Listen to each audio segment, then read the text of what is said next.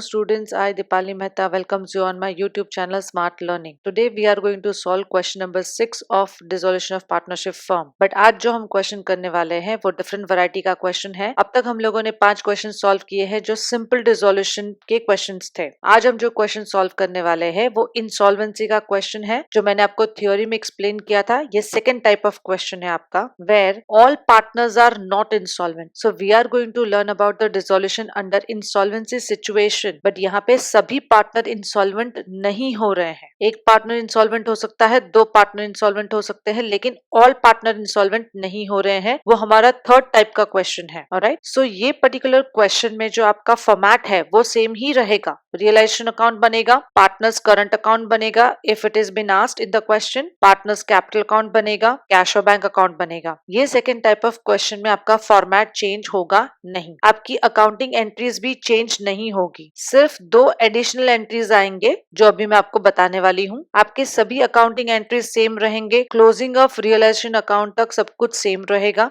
यानी कि जो भी रियलाइजेशन आपको प्रॉफिट या लॉस मिलेगा, अगर आपने पार्टनर्स करंट अकाउंट बनाया है जैसे हमने क्वेश्चन नंबर 5 में ही सीखा, तो वो करंट अकाउंट में ट्रांसफर होगा. प्रॉफिट या लॉस जो भी आएगा, और फिर करंट अकाउंट का जो भी डिफरेंस है वो कहाँ पे जाएगा? कैपिटल में जाएगा. Right, if it is asked under the fix capital method. लेकिन अगर फ्लक्चुएटिंग कैपिटल मेथड का क्वेश्चन पूछा है तो as we did in the previous 4 questions कि रियलाइजेशन का जो भी प्रॉफिट या लॉस है वो सीधा पार्टनर्स कैपिटल अकाउंट में जाएगा. तो यहाँ तक आपके जो स्टेप्स है वो सेम है लाइक अ सिंपल डिसोल्यूशन. अब 2 नई एंट्रीज यहाँ पे इंट्रोड्यूस हो रही है, that is amount recovered from insolvent partner. यानी जो पार्टनर इंसॉल्वेंट हो चुका है उसकी अगर प्राइवेट एस्टेट में से अगर कुछ भी अमाउंट हम रिकवर कर पा रहे हैं तो उसका एंट्री आएगा, दैट इज कैश और bank account debit to insolvent partners capital account. यानी बिजनेस में पैसा आया और वो कौन दे रहा है? इंसॉल्वेंट पार्टनर दे रहा है, तो he is a credit the giver. ये एक एंट्री नई इंट्रोड्यूस होगी इसमें. दूसरी एंट्री जो इंट्रोड्यूस होगी वो क्या है? Capital deficiency. यानी यहाँ पे जो इंसॉल्वेंट पार्टनर है, इंसॉल्वेंट का मतलब ही होता है कि जब उसकी लायबिलिटीज बढ़ जाती है कंपेयर टू एसेट्स, तो उसे इंसॉल्वेंट बोला जाता है. यही हमने एफआईजीसी में सीखा है. तो यानी इसका debit balance of capital account क्या होगा? ज्यादा होगा. सो उसे कैपिटल डेफिशिएंसी बोला जाता है. तो वो जो डेफिशिएंसी है वो सॉल्वेंट पार्टनर्स में डिस्ट्रीब्यूट होगी in their profit sharing ratio. जब मैंने आपको पार्टनरशिप फाइनल अकाउंट्स में फीचर समझाए थे तो अनलिमिटेड लायबिलिटी में ये जो पॉइंट था वो बहुत ही इंपॉर्टेंट था कि हर एक पार्टनर्स का लायबिलिटी कैसा रहता है? Unlimited. But it is joint and several. Joint and several का मतलब ही यही होता है कि अगर सबने अपना अपना लायबिलिटी उठा लिया तो उसका मतलब ये नहीं होता है कि रिस्पॉन्सिबिलिटी खत्म हो गई. Collectively they are as a firm. तो अगर सी पर्सन जो है अगर वो इंसॉल्वेंट हो चुका है तो भले ही ए और बी ने अपनी अपनी लायबिलिटीज पे ऑफ कर दी है, तो सी की लायबिलिटीज भी पे ऑफ करना उनकी जिम्मेदारी है. समझ में आया? तो वही वो जो फीचर का पॉइंट है यहाँ पे एक्सप्लेन होता है कि अगर कोई पार्टनर इंसॉल्वेंट हो जाता है तो उसकी कैपिटल डेफिशिएंसी जो है वो बाकी जो बचे सॉल्वेंट पार्टनर्स है वो आपस में बांटेंगे और उसकी डेफिशिएंसी को सेट ऑफ करेंगे, यानी उसकी लायबिलिटीज को सेट ऑफ करेंगे. तो इसलिए उसका जर्नल एंट्री क्या बनेगा? Solvent partners capital account debit to insolvent partners capital account. समझ में आया ये? अब ये दोनों ही एंट्रीज प्रैक्टिकली हमें कैसे करना है ये हम क्वेश्चन नंबर 6 में देखने वाले हैं. तो आपको इसका प्रैक्टिकल इम्प्लीकेशन भी समझ में आएगा. और लास्ट में जैसे हम final settlement of solvent partners account करते हैं वो करना है, यानी कि इंसॉल्वेंट पार्टनर्स का तो अकाउंट सेटल ही हो जाएगा क्योंकि उसकी जो भी डेफिशिएंसी है वो सॉल्वेंट पार्टनर पे कर देंगे, और जो सॉल्वेंट पार्टनर्स है उनका जो भी डिफरेंस आएगा वो एट द एंड किस में जाएगा? कैश या तो बैंक, जो भी हमने बनाया है एज पर द क्वेश्चन. और एट द एंड आपका कैश और बैंक अकाउंट क्या होना चाहिए? टैली होना चाहिए. ओके, so I hope ये आपको कॉन्सेप्ट क्लियर हुआ होगा. Now let us see the question. Here is your question. Take a screenshot of the question or make the changes in your government textbook. This is your question number 9 on page number 248 of your government textbook. I hope आप लोगों ने changes कर लिए होंगे. Now let us start with the marking of the question. ना हमेशा मैंने बोला है कि जिस चैप्टर में जर्नल या लेजर दोनों में से कुछ भी पूछा जा सकता है वहां पे ऑलवेज लास्ट लाइन पढ़ लिया करो पहले कि हमें क्या प्रिपेयर करने के लिए बोला है. तो यहाँ पे क्या बोला है? Give ledger accounts to close the books of the firm. अब यहाँ पे हमें कोई स्पेसिफिक अकाउंट्स के नाम नहीं दिए हैं. So as per the question whatever required accounts we have to prepare वो हम लोग फॉर्मेट में बनाएंगे। बेसिकली रियलाइजेशन अकाउंट तो हमें बनाना ही होता है, तो अभी हम क्वेश्चन में देखेंगे कि अगर हमें करंट अकाउंट दिया है तो वो बनेगा, और अगर करंट नहीं दिया है तो कैपिटल बनेगा सिर्फ। देन कैश और bank whatever is given in the question, as per that we will prepare, and if there is any partners loan account, so that also we have to prepare. Okay, let us see the question. Question number 6. Following is the balance sheet of Vaibhav, Sanjay and Santosh.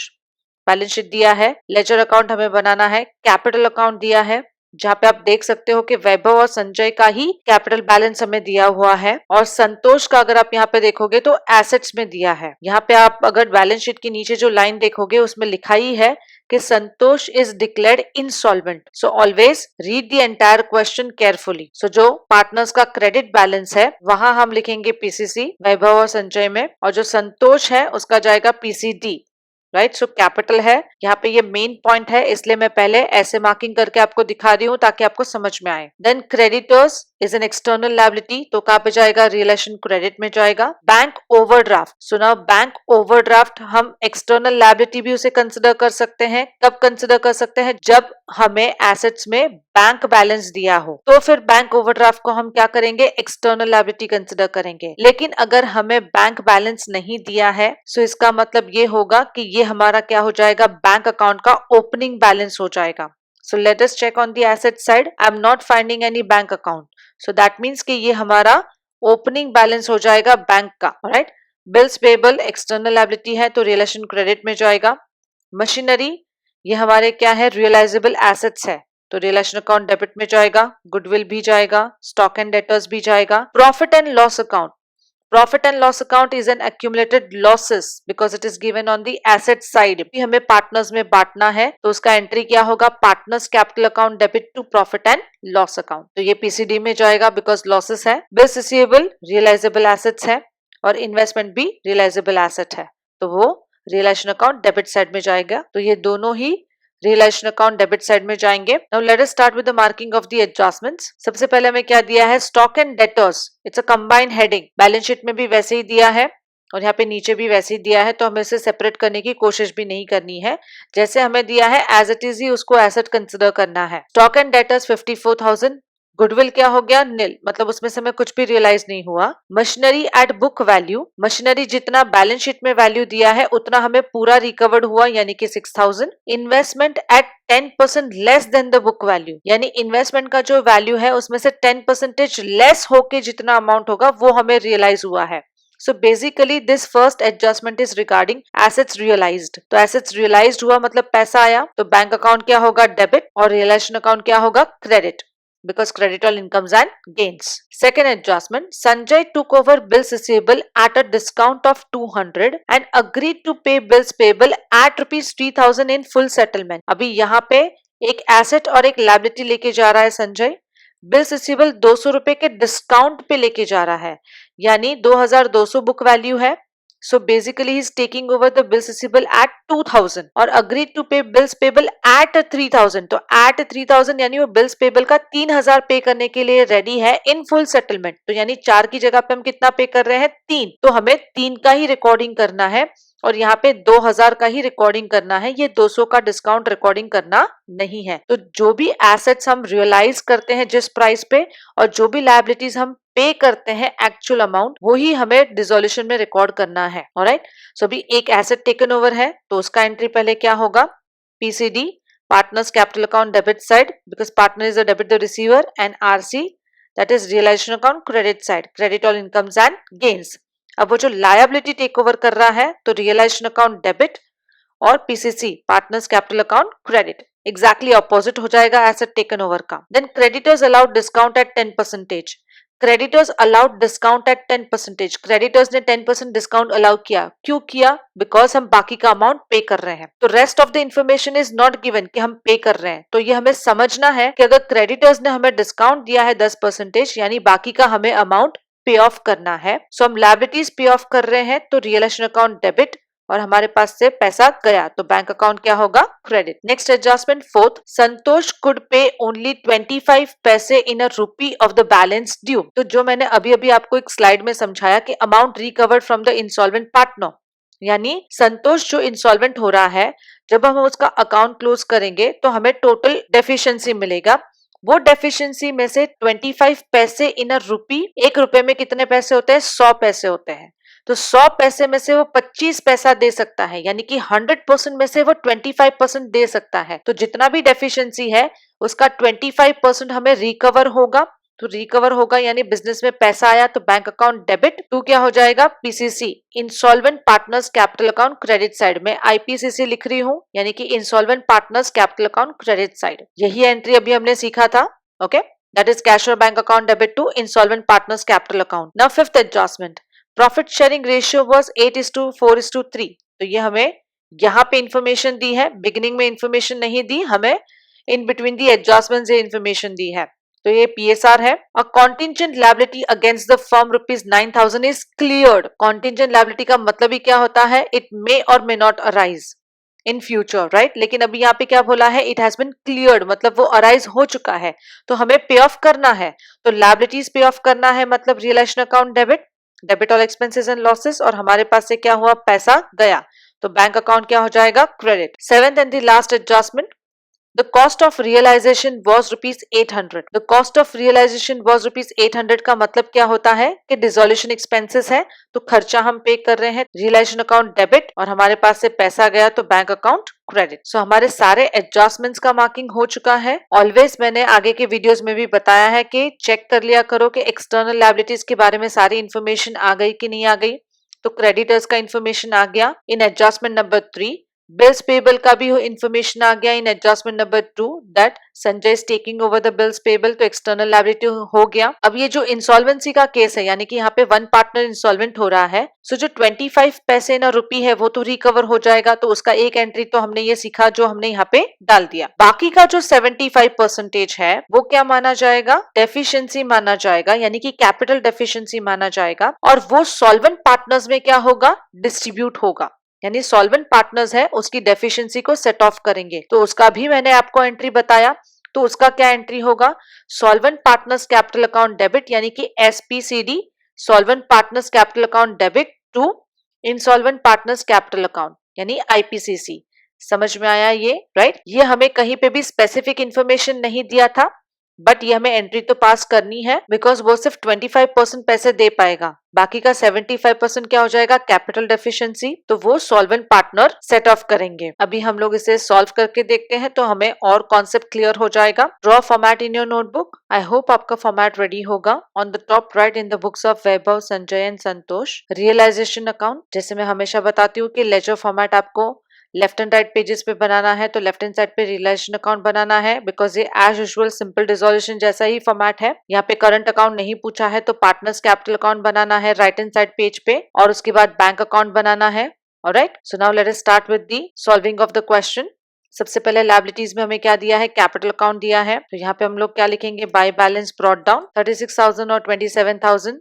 संतोष का जो है वो debit side में balance दिया है, तो वो भी हम यहाँ पे मेंशन कर देते हैं पहले ही। सो टू बैलेंस ब्रॉट डाउन। संतोष का हमें यहाँ पे एसेट्स में दिया है, कितना अमाउंट दिया है? 3,000, तो यहाँ पे मेंशन कर देते हैं। ऑलराइट, फिर यहाँ पे क्रेडिटर्स और जो बिल्स पेबल है वो एक्सटर्नल लायबिलिटी है, तो हम दोनों साथ में उसे लिख देंगे। सो इस तरीके से रिलेशन अकाउंट क्रेडिट साइड में लिखना है by sundry liabilities, creditors, bills payable, 12,000, 4,000 inner column and 16,000 outer column. Then हमें बैंक ओवरड्राफ्ट इस बार दिया है, लेकिन हमें उसे बैंक अकाउंट में लिखना है as an opening balance.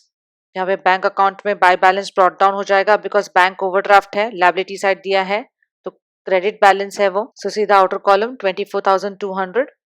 So liability side का पोस्टिंग हो चुका है। अभी सबसे पहले जितनी भी एसेट्स है, रियलाइजेबल एसेट्स, वो हम लोग यहाँ पे रियलाइजेशन अकाउंट डेबिट साइड में ट्रांसफर कर देते हैं। फिर जो प्रॉफिट एंड लॉस अकाउंट है वो हम पार्टनर्स कैपिटल में डिस्ट्रीब्यूट करेंगे, और संतोष का कैपिटल हम ऑलरेडी लिख चुके हैं। सो इस तरीके से रियलाइजेशन अकाउंट डेबिट साइड में टू सन्ड्री एसेट्स, उसमें machinery, goodwill, stock and debtors, bills receivable और इन्वेस्टमेंट, इन सब का अमाउंट का आप टोटल करोगे तो आउटर कॉलम में 82,200 आपको मिलेगा। अभी प्रॉफिट एंड लॉस अकाउंट जो है वो हमें पार्टनर्स कैपिटल अकाउंट में डेबिट साइड में डिस्ट्रीब्यूट करना है। Amount of profit and loss account कितना है? 18,000। तो हमें प्रॉफिट शेयरिंग रेशियो यहाँ पे दिया था 8:4:3, तो इसी रेशियो में हमें बांटना है अमंग द पार्टनर्स। सो आपका डिस्ट्रीब्यूशन हो जाएगा 9,600, 4,800 and 3,600। So we are done with the posting of the balance sheet as well. अभी हम लोग एडजस्टमेंट शुरू करते हैं। सबसे पहले हमें क्या दिया है, stock and debtors 54,000, goodwill nil, machinery at the book value, investment at 10% less than the book value. ये सब हमें क्या हुआ है, रियलाइज्ड हुआ है। तो हमें यहाँ पे एसेट रियलाइज का एंट्री पास करना है।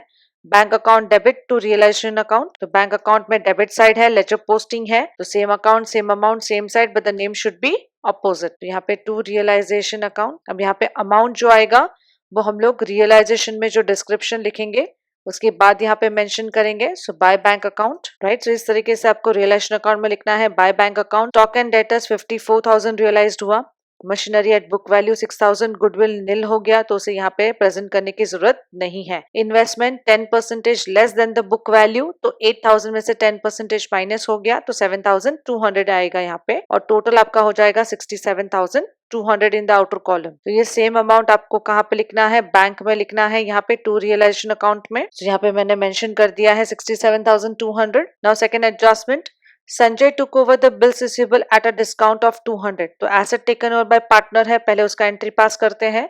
तो partner is a debit the receiver, so to realization account आएगा यहाँ पे। संजय लेके जा रहा है, सेकंड पार्टनर लेके जा रहा है, सो बी केयरफुल अबाउट इट। 2,200 का बिल्स रिसीवेबल 200 के डिस्काउंट पे लेके जा रहा है, सो नेट अमाउंट यहाँ पे 2,000 आएगा जिस प्राइस पे वो टेक ओवर कर रहा है। सो यहाँ पे रियलाइजेशन अकाउंट क्रेडिट साइड में आएगा by Sanjay capital account, bills receivable taken over सीधा आउटर कॉलम में जाएगा 2,000, बिकॉज एक ही एसेट टेक ओवर कर रहा है। वैसे ही वो क्या टेक ओवर कर रहा है, बिल्स पेबल टेक ओवर कर रहा है एट 3,000। तो यहाँ पे फाइनल अमाउंट ही दे दिया है कि कौन से प्राइस पे वो लेके जा रहा है।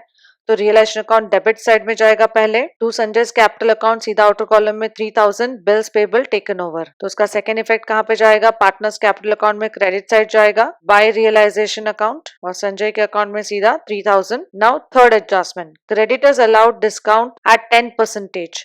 तो हम क्रेडिटर्स पे ऑफ कर रहे हैं, साथ साथ में हम लोग 6 एडजस्टमेंट भी कर सकते हैं। कॉन्टिजेंट लायबिलिटी भी हम पे कर रहे हैं, बिकॉज वो भी फर्म के अगेंस्ट क्लियर हो गई है, मतलब हमारे लिए वो पेएबल ही है। और 7th एडजस्टमेंट भी कर सकते हैं जहाँ पे क्या है, कॉस्ट ऑफ रियलाइजेशन, बिकॉज ये तीनों ही एडजस्टमेंट का क्या है, एंट्री सेम है, realization account debit to bank account. ये तीनों को हम साथ में एंट्री पास कर देंगे। फिर हम लोग 4th एडजस्टमेंट करेंगे। सो लायबिलिटीज पे ऑफ कर रहे हैं, तो रियलाइजेशन अकाउंट डेबिट टू क्या होगा, बैंक। सो रियलाइजेशन अकाउंट डेबिट में आपको लिखना है टू बैंक अकाउंट अंडरलाइन करके। क्रेडिटर्स 10% डिस्काउंट पे लेके जा रहा है, तो 12,000 में से 10% माइनस हुआ तो 10,800। Contingent liability 9,000 and cost of realization 800। So total आएगा आउटर कॉलम में 20,600। तो बैंक में उसका एंट्री पास करना है by realization account, by realization account सीधा आउटर कॉलम में जाएगा 20,600। अभी हमें कौन सा एडजस्टमेंट पास करना है, 4th। तो अभी अभी मैंने आपको स्लाइड में बताया था कि आपका स्टेप्स क्या रहेगा। ये एंट्री करने से पहले आपको रियलाइजेशन अकाउंट क्लोज करना है, फिर पार्टनर्स कैपिटल में जो इंसॉल्वेंट पार्टनर है उसका डेफिशिएंसी ढूंढना है, तभी तो आपको पता चलेगा ना कि 25% मतलब वो कितना पैसा लेके आ रहा है बिजनेस में। So first we will close the realisation account because all the entries are done. So अगर आप क्रेडिट साइड का टोटल करोगे so you will find the total of 85,200, और अगर आप डेबिट साइड का टोटल करोगे so you will find the total of 1,05,800। तो डेबिट साइड का टोटल क्या हो रहा है ज्यादा, तो वही हम लोग टोटल में मेंशन कर देते हैं। अब 1,05,800 में से 85,200 अगर आप माइनस करोगे so you will find the balance of 20,600। सो ये हमारे लिए क्या है, रियलाइजेशन लॉस है। तो इस तरीके से लिखना है bye partners capital account bracket में रियलाइजेशन लॉस, वैभव, संजय और संतोष। उसे 8:4:3 में क्या करना है, डिस्ट्रीब्यूट करना है। सो 20,600 को अगर आप डिस्ट्रीब्यूट करोगे so you will find the answer of 10,987 of Vaibhav, 5,493 of Sanjay and 4,120 of Santosh. तो यहाँ पे क्रेडिट साइड में डिफरेंस आया है, जैसे हम डेबिट साइड में ट्रांसफर करेंगे टू रियलाइजेशन अकाउंट 10,987, 5,493 एंड 4,120।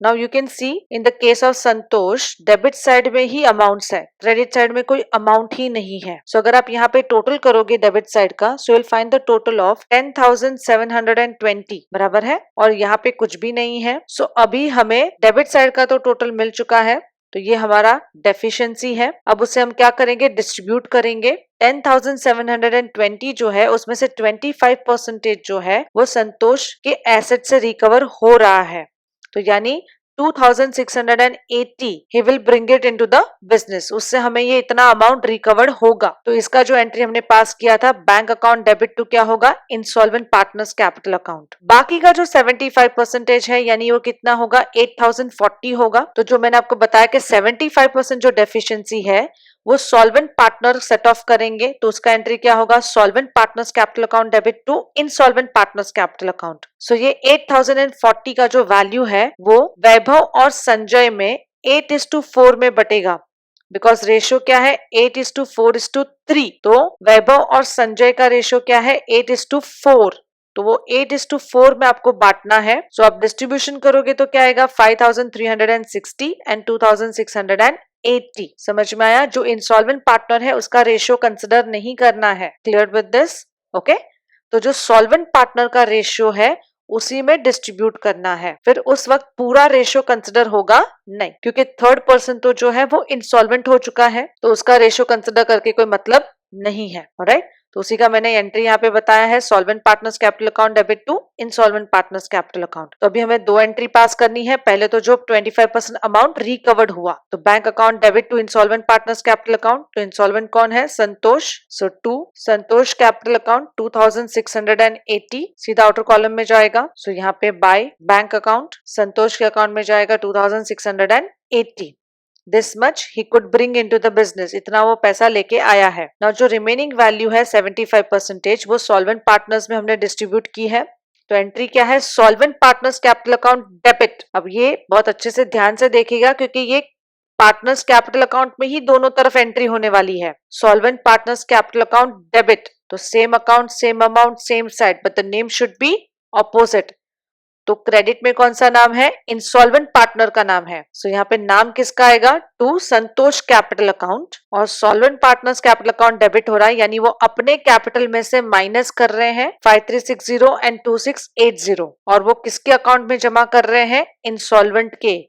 तो अभी यहाँ पे आएगा by Vaibhav capital account 5360 by Sanjay capital account 2680। समझ में आया। तभी हमारा जो इंसॉल्वेंट पार्टनर है संतोष, उसका अकाउंट टैली होगा, यानी कि उसका कैपिटल अकाउंट क्या किया, सेट ऑफ किया विद द सेम अमाउंट, क्योंकि उसका जो डेफिशिएंसी था वो सॉल्वेंट पार्टनर्स ने डिस्ट्रीब्यूट किया आपस में। आप इसको सिंपल वे से ऐसे भी समझ सकते हो कि संतोष के खाते में पैसा जमा किया और वो किसके खातों में से निकला, वैभव और संजय के अकाउंट में से, जैसे हम बैंक टू बैंक ट्रांसफर करते हैं। सो यहाँ से इतना कैपिटल क्या हुआ, माइनस, और यहाँ पे इतना ये कैपिटल क्या हुआ, जमा हुआ। अभी जो बाकी के दो सॉल्वेंट पार्टनर्स है उसका तो हम नॉर्मली जैसे क्लोज करते हैं वैसे ही करना है, और उसका डिफरेंस भी कहाँ पे जाएगा, बैंक में जाएगा। ओके, बट अगर आपने ये वर्किंग नोट नहीं किया है तो अच्छे से इसे नोट कर लो। ये क्वेश्चन रिवाइज करोगे तो आपको अच्छे से ही समझ में आना चाहिए कि अमाउंट कहाँ से आया। ठीक है, आई होप आपका नोट हो गया होगा। अभी हम लोग अकाउंट क्लोज करते हैं। सबसे पहले वैभव का अकाउंट क्लोज करते हैं। तो अगर आप चेक करोगे तो क्रेडिट साइड में 36,000 टोटल है और डेबिट साइड में टोटल आएगा 25,947। क्रेडिट साइड का टोटल ही ज्यादा है वैभव का, तो यहाँ पे नोट कर लेते हैं। और डिफरेंस क्या आएगा आपका, 10,053, तो ये जाएगा टू बैंक अकाउंट में। वैसे ही संजय का अकाउंट भी क्लोज कर लेते हैं। क्रेडिट साइड में मुझे टोटल यहाँ पे मिल रहा है 30,000 और डेबिट साइड का टोटल है 14,973। सो अगेन क्रेडिट का ही ज्यादा है संजय का, 30,000 यहाँ पे टोटल में मेंशन कर देते हैं। और डिफरेंस आएगा आपका यहाँ पे 15,027। ऑलराइट, सो दोनों को यहाँ पे डेबिट में डिफरेंस आ रहा है, तो बैंक अकाउंट में क्रेडिट साइड जाएगा। सो बैंक अकाउंट में इस तरीके से लिखना है, बाय पार्टनर्स कैपिटल अकाउंट वैभव और संजय 10,053, 15,027, और टोटल यहाँ पे आएगा 25,080। और जब अगर आप बैंक अकाउंट का टोटल करोगे so you will find the total of 69,880 on both the side. Alright, so यहाँ पे हमारा ये सम कंप्लीट हो गया है। आई होप आपको ये न्यू वैरायटी ऑफ क्वेश्चन समझ में आया होगा। If you still have any doubt, please put it into the comment box. I will reply to the same. See you in the next video. Till that time, keep watching, keep learning, and keep sharing. Take a very good care of yourself and your family. Bye-bye.